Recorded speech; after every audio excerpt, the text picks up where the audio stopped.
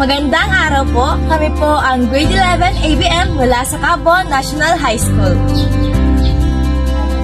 Ngayon, magsasagawa kami ng isang panayam tungkol sa wika. Ang layunin ng panayam na ito ay upang maunawaan namin ang kalagayan ng edukasyon sa pang-araw-araw na buhay. Magkakapanayam po natin ngayon ang isa sa mga guro na may malawak na karanasan sa pagtuturo ng wika. Ang kanyang mga pananaw at karanasan ay tiyak na makakatulong sa aming pag-aaral. Naniniwala pa kami na mahalaga pag-usapan ang papel ng pawika sa pagkikipagkomunikasyon at pagkakunawaan. Sa pamamagitan ng panayam na ito, mas mapalalim namin ang aming kalaman tungkol sa wikang Pilipino.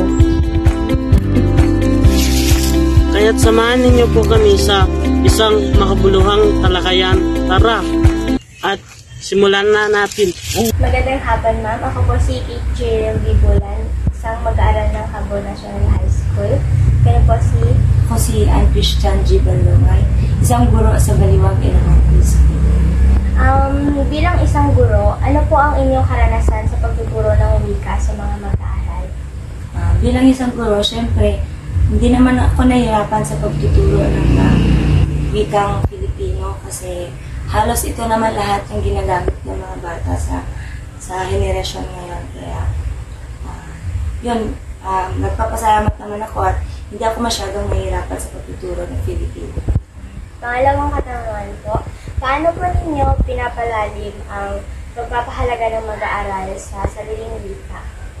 Sa pamamagitan ng paggamit nila ng sariling wika na ito ay Filipino, dahil doon, napapamahal sila sa ating wika dahil sa paggamit at hindi nila ito nakakalimutan gamitin at lalo pa nila itong pinapalawak ang paggamit ito gamit ang kanilang gamit sa pagsasalita at pagkikipagkomunikasyon sa kanilang kapwa mag-aaral at sa aming mga guro nila.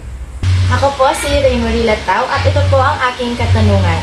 Ano po ang inyong opinion sa paggamit ng Filipino bilang wikang panturo sa lahat ng asignatura?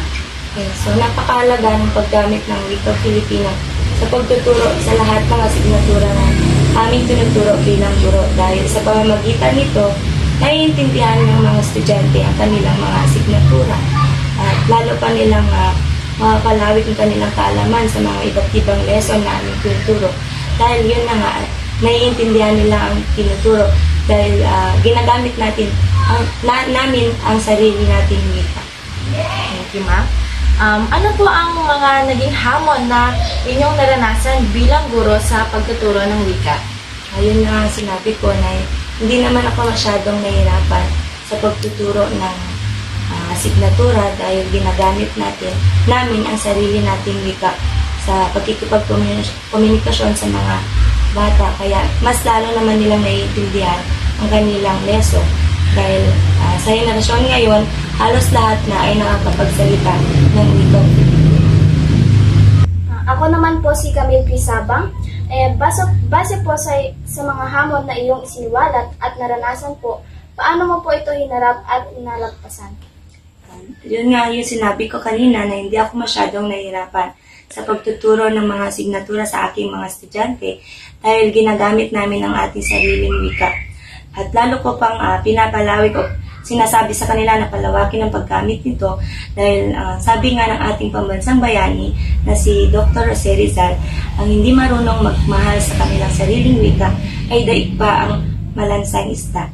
At doon kami nagpo-focus sa paggamit ng wika dahil dito nila maipapakita ang kanilang pagmamahal sa kanilang sariling wika. Yan lang po. Maraming salamat po, ma'am. Salamat. Isa, dalawa, tatlo, mabuhay kayo! Ako si Kate Jerel Bibulan. Ako si Camille Sabang. Ako si Raymarie H. Latao. Ako si Marian Seda Kiwag. Ako si Nayan Kuntapay. Ako si Tricia Tip Balad. Ako si Santino Binura. Ako si Gerald Ladran. At kami ang Baliwag Group. Mag-iisa kayo sa amin. Sa mga guro na na may malawak na karanasan malawak na karanasan sa pagtuturo ng wika. pagtuturo ng wika. Yay! June, classmate mo. Upang maunawaan namin ang kalagahan ng Asunod yan na si Fon. Kaya't samahan po ninyo kami sa isang